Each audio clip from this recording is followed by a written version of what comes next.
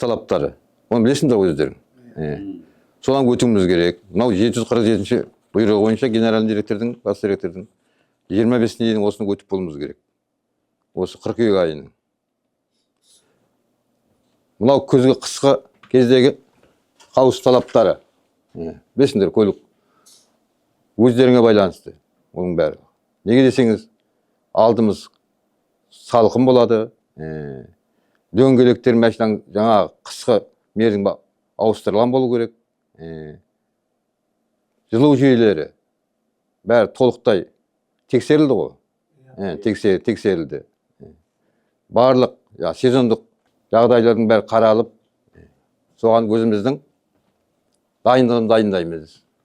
Өздерімізде қысқа киімдеріміз дайындап, мына қыстың күні қозғалыстың қауіпсіздігін сақтау керек. Белгіленген жылдамдықтан төмен 10 км/сағ жылдамдықпен жүреміз. Мұзғалақ болып қауіпті болса, ол өзіміздің белгіленген жылдамдықтан 2 есе төмендетеміз. 2 есеге дейін, естеріңде болсын, 2 есе дейін. 80 км/сағ жылдамдық болса, мұзғалақта 40 км/сағ жылдамдықта. Сондықтан мына нұсқаулықтан өтеміз бүгінгі. Нұсқаулықты оқимыз бәрі осы алдыңыздағы берілген, бекітілген.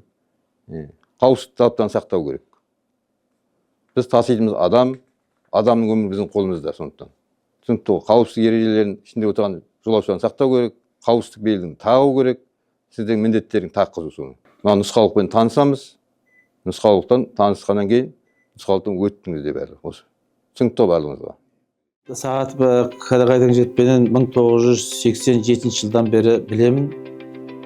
Озашы төбегінде БУТТ мекемесінде осы 87-ден бері екеуі бірге жұмыс жасап келе жатырмыз.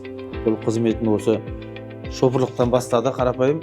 Шофырлықпенен өзінің жасап жүрген кезінде бұл жақсы үлгілі шофырлардың қатарында болды. 2007 жылы осы жол қауіпсіздігі қызметіне инженер болып ауысты. Содан бері Қарамқастар БУТТ мекемесінде жасады.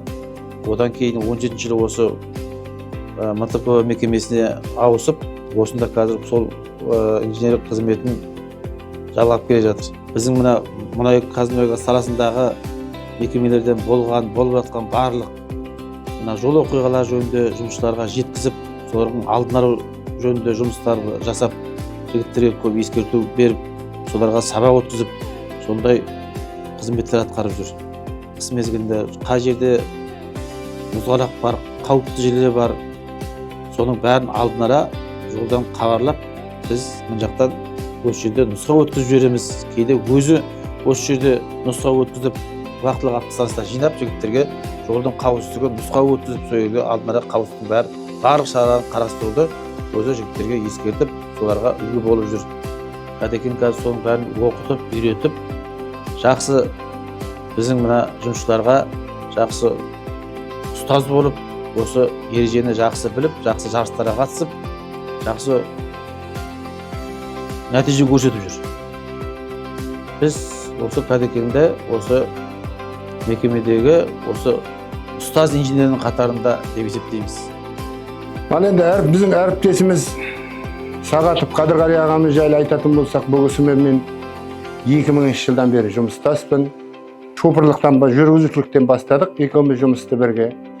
Одан кейін бұл кісі Маңғыстау ОТК-ның ішіндегі Маңғыстау техникалық көлік басқармасында жол қауіпсіздігі инженеріне ауысты. Қазіргі жағдайда біз шофырларымыз, жүргізушілерге түгел ақыл кеңесін айтып отырады. Жыл сайын біз алыс сапарға шығарда жолдың қай жерде қауіпті жерлері бар, соларды өзі тексеріп келіп, сапарға шығар алдымызда өзінің ағалық ақылын бәрін айтып, өмірде көрген, білген, оқыған, тоқыған қазіргі жас жүргізушілерге түгел үйретіп отырған жайы бар.